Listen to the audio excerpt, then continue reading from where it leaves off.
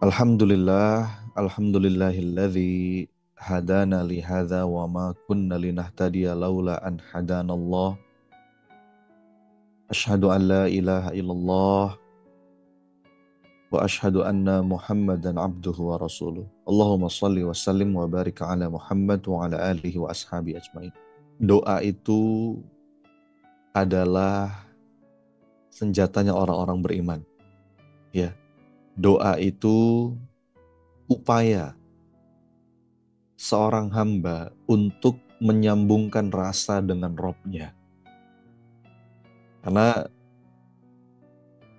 satu hal yang membuat kita kehilangan ketenangan, kehilangan kedamaian, bingung, kehilangan arah, itu saat kita putus rasa, nggak nyambung, ya. Dan upaya kita untuk reconnection, menyambungkan kembali hubungan, itu diantaranya dengan doa.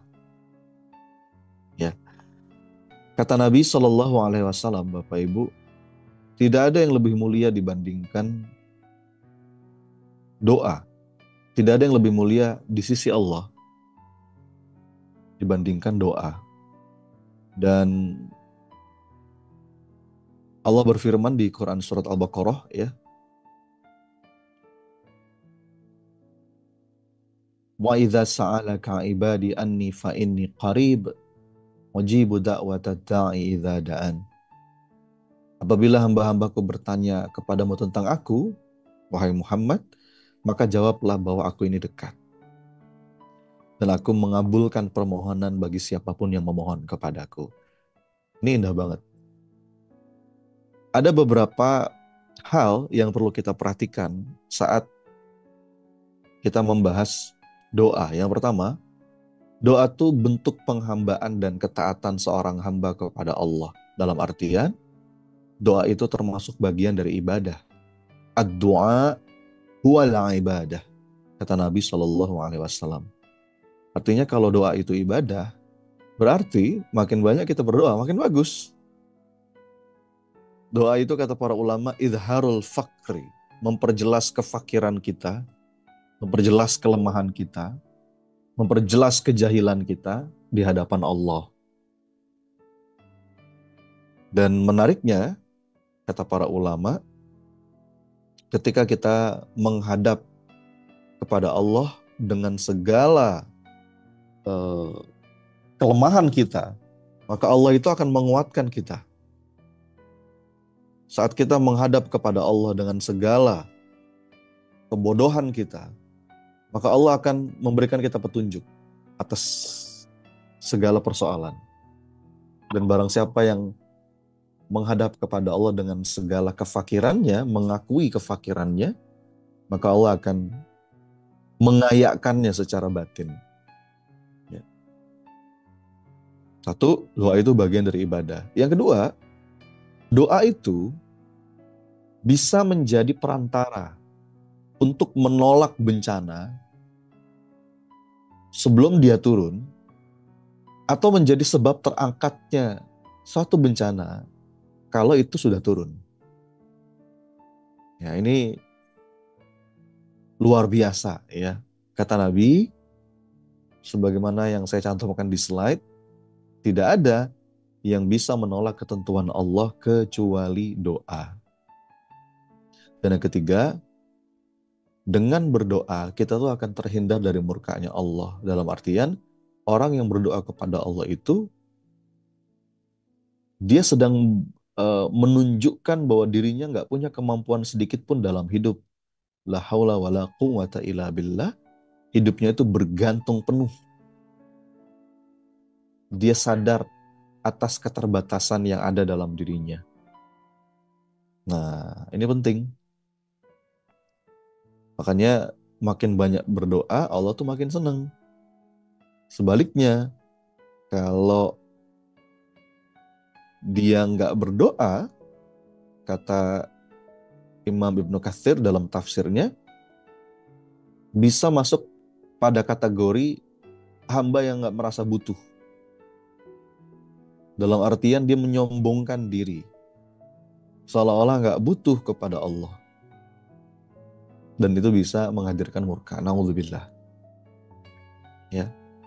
Dan apalagi teman-teman sekalian, doa itu adalah tanda keberserahan seorang hamba. Doa adalah tanda seorang hamba itu berserah. Artinya orang yang berdoa itu kan artinya dia menyerahkan urusannya kepada Allah. Dan itu menjadi tanda atau dalil dari keimanan seseorang.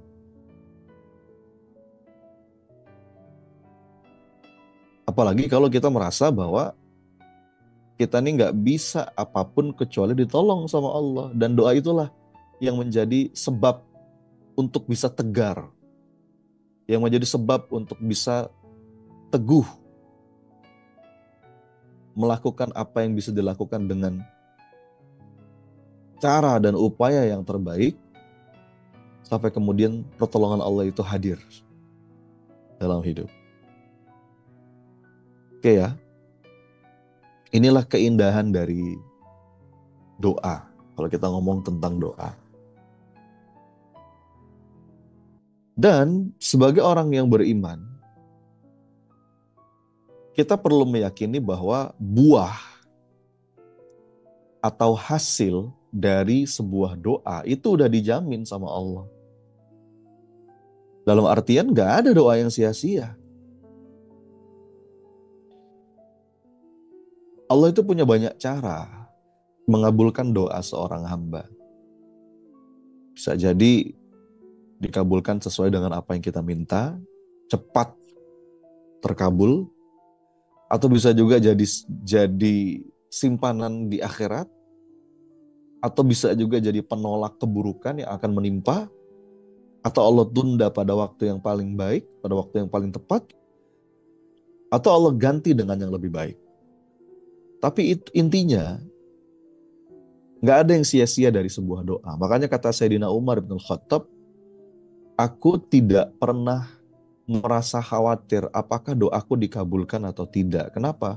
Karena aku yakin ketika seorang hamba itu diilhamkan, digerakkan untuk mau berdoa, itu sebetulnya tanda bahwa Allah sedang berkehendak untuk memberinya karunia. Yang justru aku khawatirkan adalah ketika aku tidak lagi berdoa. Itu kalimat dari Sayyidina Umar bin Khattab. Jadi indah banget teman-teman.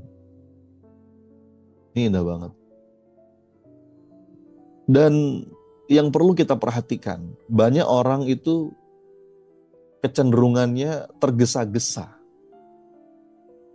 Padahal kata Nabi Shallallahu Alaihi Wasallam dalam hadis yang saya kutip nih di slide,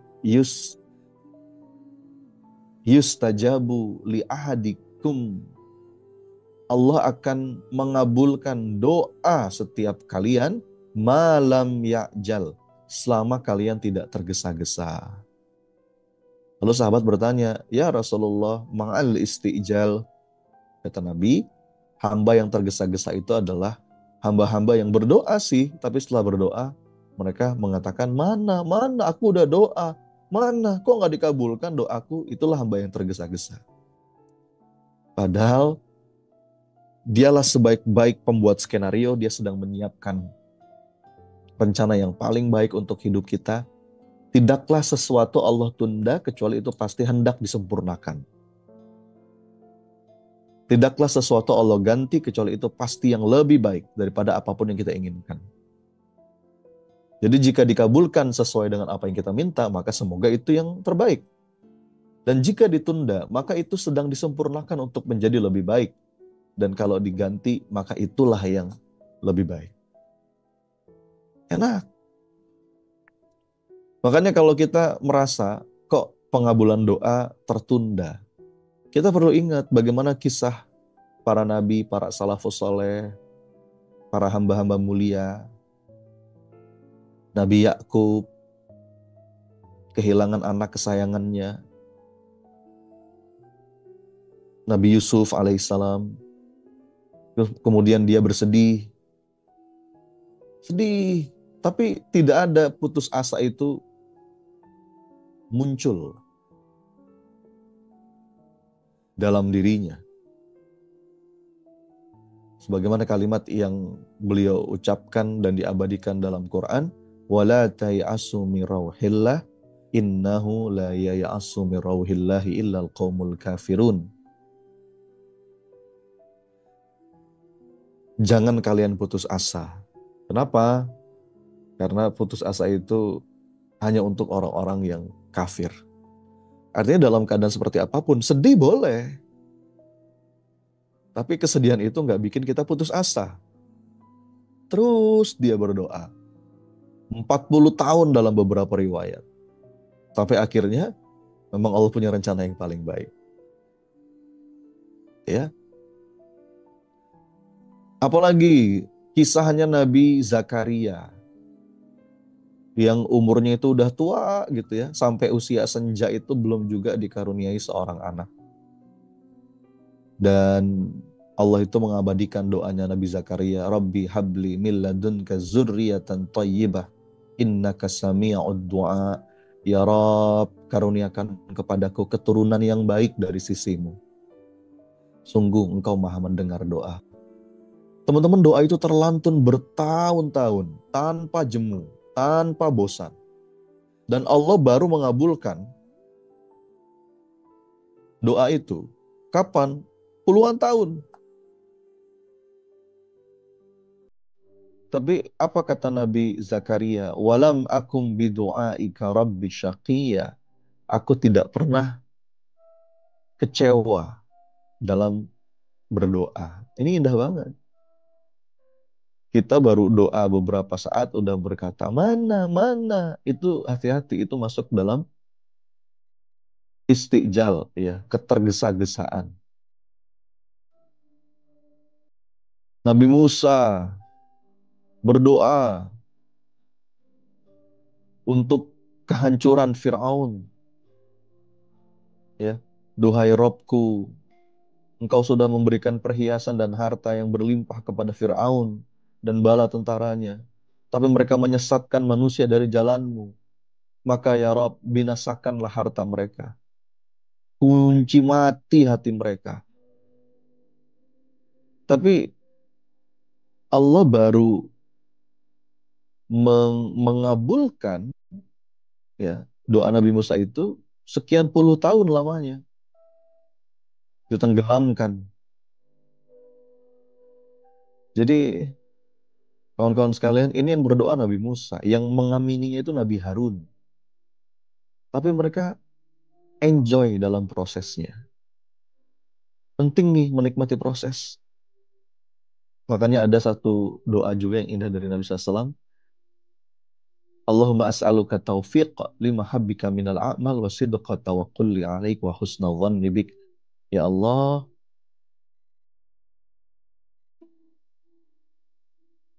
engkau fik, ya, agar senantiasa bisa terus dalam amal-amal yang engkau cintai, lima habbika minal a'mal wa sidqa tawakkulli alaik, agar punya hati yang bulat berserah kepadamu ya Rabb,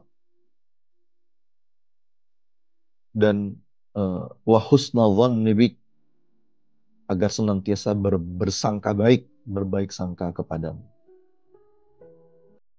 Jadi teman-teman, enjoy the process. Apapun yang Allah tetapkan itu pasti jauh lebih indah daripada apapun yang kita inginkan. Betul ya? Nah, ini perlu kita jadikan pegangan agar kita bisa menemukan keindahan dari sebuah munajat doa seorang hamba. Dan kawan-kawan sekalian, nah ini tadi ungkapan dari Sayyidina Umar yang saya kutip ya. Pokoknya kalau kita sudah berdoa, itu atas taufik dari Allah. Ketika seorang hamba itu diilhamkan untuk berdoa, dia itu sebuah tanda bahwa Allah sedang berkehendak untuk memberinya karunia. Jadi kata Umar, aku nggak pernah khawatir doaku dikabulkan atau tidak. Karena pokoknya kalau sudah berdoa, kebaikan. Kebaikan sedang menanti dalam bentuk yang paling baik pada waktu yang paling tepat. Justru yang aku khawatirkan adalah ketika aku tidak berdoa. Iya. Nah, sekarang bagaimana caranya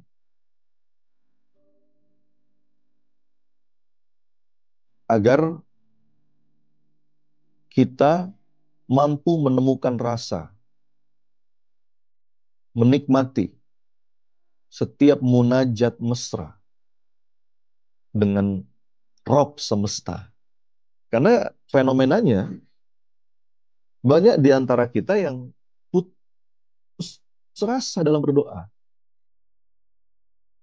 Makanya kata Nabi dalam hadis ini, wa'lamu annallaha la yastajibu du'aan min qalbi ghafilin lahin. Ketahuilah sesungguhnya Allah itu tidak mengabulkan doa dari hati yang lalai. Ya, Allah nggak mengabulkan doa dari hati yang lalai. Artinya lisannya mungkin berdoa, tapi hatinya itu nggak betul-betul ikut. Ya, hatinya nggak betul-betul ikut. Padahal teman-teman, yang namanya doa itu adalah bincang mesra seorang hamba kepada Robnya. Saya senang banget sama kalimat ini dari Syekh Ibnu Athaillah Sakandari dalam kitab Al-Hikam. Kata beliau, belumlah kita menjadi hamba sejati sampai kita lebih menikmati kemesraan dengan Sang Maha Pemberi daripada sekedar pemberiannya. Jadi seorang hamba sejati itu lebih menikmati kemesraan doanya daripada sekedar pengabulan doanya. Bisa dipahami ya Bapak Ibu? Karena yang penting itu bukan cuma isi doanya, bukan cuma pengabulan doanya, tapi proses doanya itu sendiri yang menjadi kebutuhan dan deru dari jiwa kita. Oke ya, maka yang mau saya bagi pada kesempatan kali ini, setidaknya ada beberapa setelan hati nih. Ada beberapa heart set yang perlu kita tumbuhkan agar kita mampu menemukan rasa dalam setiap munajat mesra. Oke, nah, apa aja itu? Yuk, kita bahas. Ada 3. Yang pertama,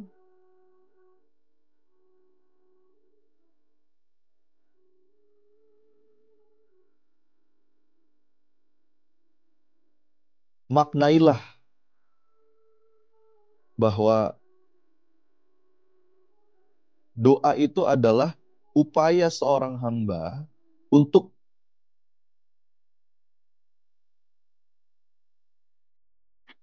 sorry teman-teman, ini ada back sound double ya.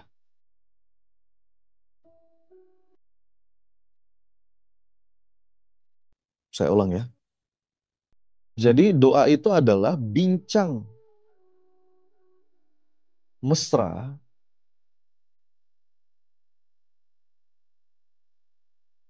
kepada zat yang begitu mencintai kita.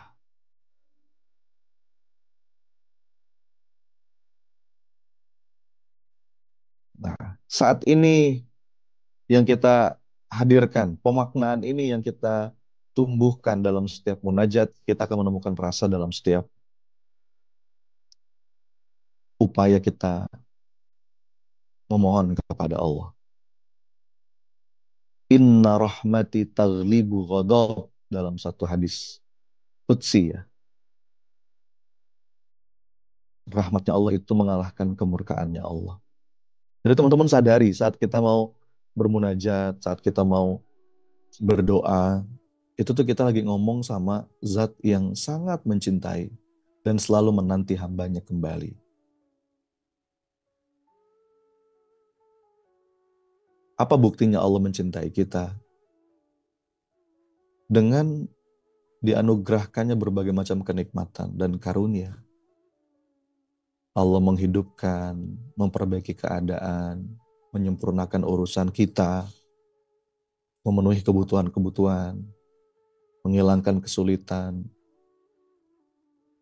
Jadi la ahadun,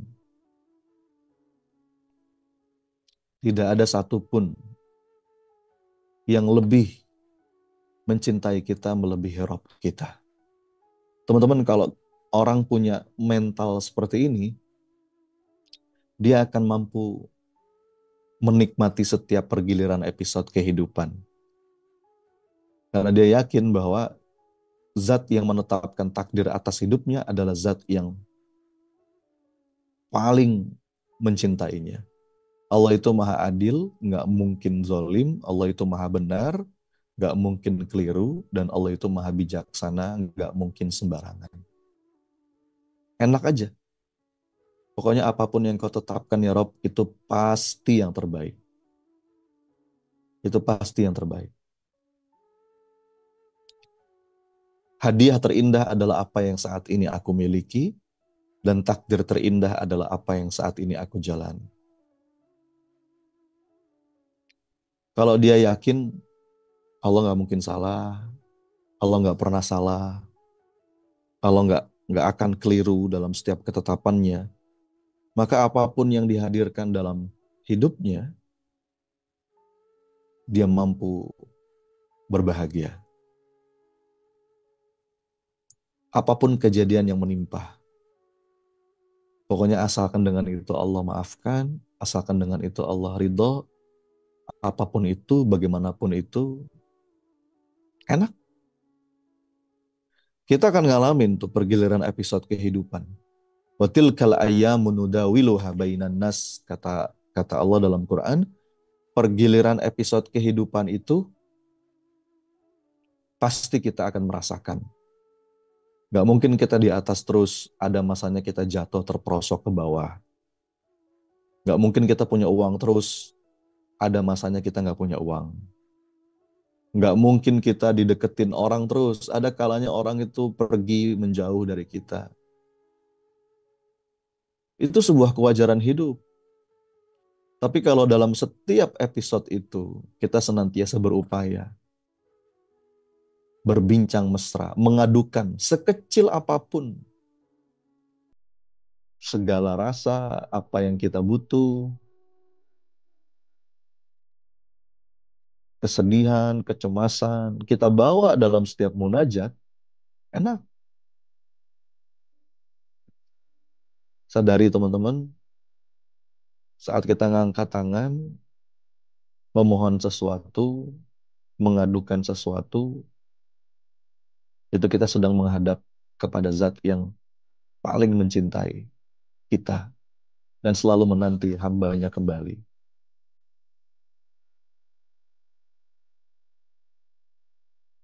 Qul ya ibadiyalladzina asrafu ala anfusihim la taqnatu min rahmatillah. Kata Allah dalam Quran surat Az-Zumar, wahai hamba-hambaku yang melampaui batas.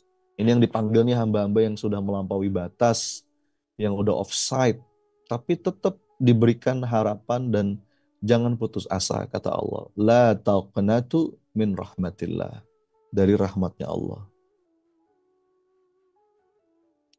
Innallaha yaghfiru dzunuba jami'a innahu huwal ghafurur rahim. Itu ya. Akhirnya orang tuh kalau menyadari hal ini, dalam keadaan hidup seberat apapun, dia mampu menemukan keindahan. Oke? Jadi kita tuh saat berdoa, itu lagi ngadep kepada zat yang sangat mencintai dan selalu menanti untuk kita kembali. Indah banget ya. Yang kedua teman-teman, sadari bahwa doa itu adalah berbincang mesra dengan zat yang maha tahu segala isi hati. Wallahu alimun bidzatis sudur. Allah itu punya dua sifat. As-sami, Al-Alim. As-Sami itu zat yang selalu mau dengerin kita. Al-Alim itu zat yang paling ngertiin kita. Jadi kalau kita curhat sama orang, belum tentu orang itu mau dengerin kita. Betul ya? Dan belum tentu orang itu ngertiin kita. Tapi saat kita mengadukan segala resah dan masalah kita kepada Allah, kita sedang mengadu pada zat yang selalu mau dengerin kita. Kapanpun, dimanapun, 24 hours, 7 days a week. Bapak Ibu kalau curhat sama saya, belum tentu saya mau dengerin. Tapi kalau kita datang ke Allah, mengadukan segala resah, mengadukan segala masalah, dia akan selalu mau dengerin kita. Dan dia yang paling ngertiin kita. Bahkan tanpa kita ngomong sekalipun, Allah udah tahu. Makanya doa itu kan bukan memberitahu Allah, tapi itu bentuk munajat, bentuk bukti bahwa kita nih memang butuh. Apalagi datang dengan rasa hina dan rasa butuh. Ya Rabb, hamba seorang pendosa. Tapi kalau bukan kepada Engkau, kepada siapa lagi hamba memohon? Mengadu kepada Allah itu penyembuh bagi jiwa yang hampa, pikiran yang bimbang, dan hati yang terluka, kata para ulama. Jadi kalau kita ngerasa kok lagi hampa ya, pernah nggak sih teman-teman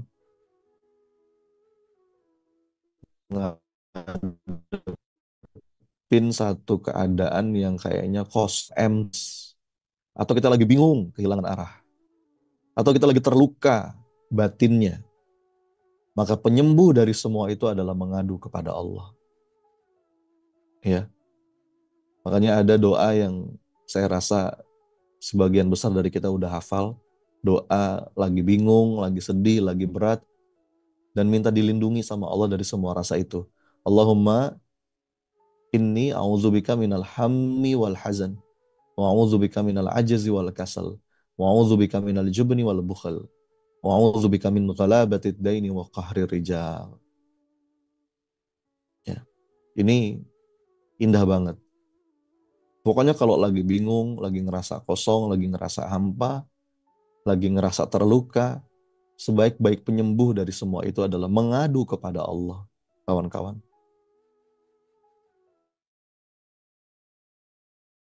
Ya, dalam hal sekecil apapun, bahkan dalam beberapa riwayat disebutkan, berdoalah kamu kepada Allah meskipun untuk urusan sandal yang putus. Pernah nggak Bapak Ibu, untuk urusan sandal yang putus kita mengadu kepada Allah. Untuk urusan garam di dapur, ya, bukan hanya untuk urusan-urusan besar. Urusan yang kecil aja Allah tuh seneng kalau hambanya datang, dikit-dikit ya Allah, ya Allah, ya Allah. Ya, meskipun dia tahu segala isi hati. Oke, itu setelan hati yang kedua. Dan setelan hati yang ketiga, sadari bahwa doa itu adalah kita sedang berbincang mesra dengan Zat yang Maha Kuasa untuk melepaskan segala susah dan memberikan solusi atas segala masalah. Wallahu ala kulli syai'in qadir. Dialah yang Maha Kuasa atas segala sesuatu. Kalau kita ngomong sama orang, belum tentu orang itu bisa ngasih kita solusi, betul nggak? Nggak apa-apa sih, ada masanya kita perlu minta tolong sama manusia. Kita kan makhluk sosial ya, kita butuh apa namanya, satu masa mungkin datang ke seseorang, Pak, tolong saya sedang ada kesulitan, Bu, tolong saya. Nggak apa-apa, tapi itu bagian dari ikhtiar, bukan untuk kita jadikan kebergantungan gitu. Iya,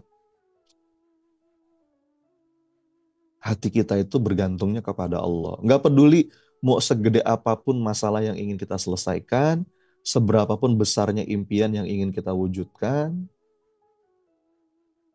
itu nggak ada urusan, tapi tergantung seberapa seberapa kuat kualitas keyakinan kita kepada Allah. Sama sekali bukan tentang seberapa banyak, seberapa baik sumber daya yang kita miliki. Dan ini menarik ya teman-teman. Percepatan dalam hidup itu hadir justru ketika kita tidak bertumpu pada kekuatan diri. Percepatan itu hadir saat kita bertumpu pada pertolongan dan janjinya Allah. Bagaimana kita punya setelan hati itu yang diandalkan, bukan amal-amal kita bahkan, bukan bantuan orang lain, tapi hanya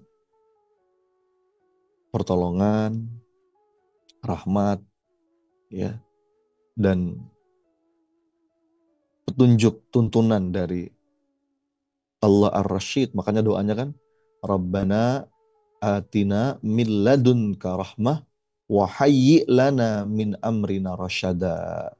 Ya Allah, tunjuki jalan-jalan terbaik dengan rahmatmu. Gitu. Tugas kita berupaya sebaik mungkin, beramal sehebat mungkin. Tapi jangan bergantung sama itu. Karena sehebat apapun amal kita, kalau Allah nggak nolong, nggak bisa tuh. Iya kan?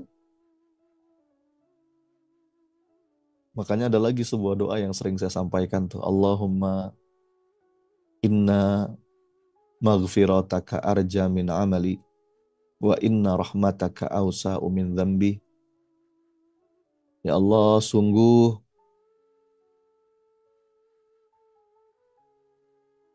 amalku, ya, rahmatmu lebih aku andalkan dibandingkan amal-amalku. Ampunanmu lebih aku andalkan dibandingkan amal-amalku.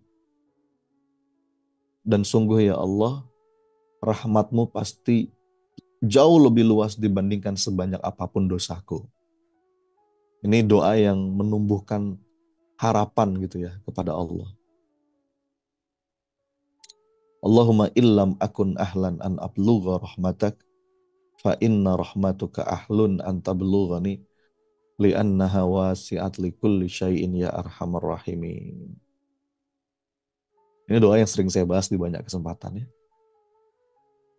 So teman-teman sekalian, inilah di antara keindahan makna dari doa yang patut kita jadikan inspirasi.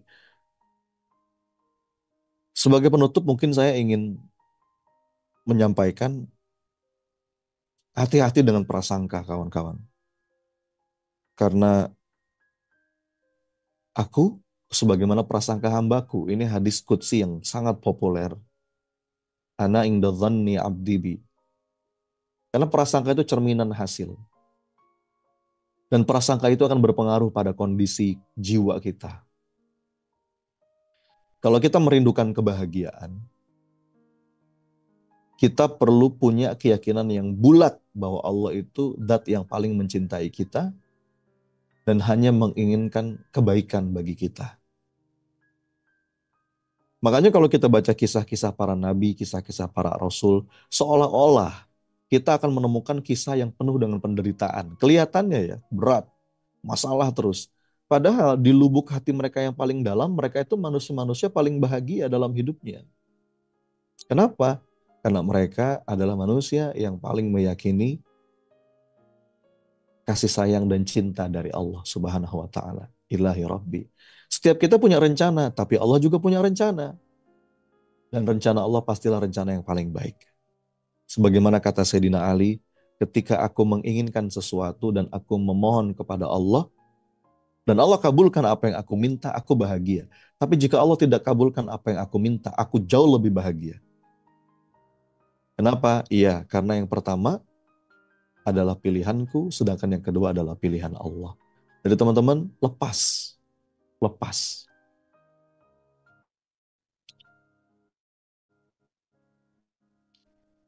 Jika memang itu baik, Allah kabulkan. Tapi jika Allah tunda, maka itu sedang disempurnakan untuk menjadi lebih baik. Dan ketika Allah ganti, maka itulah yang lebih baik.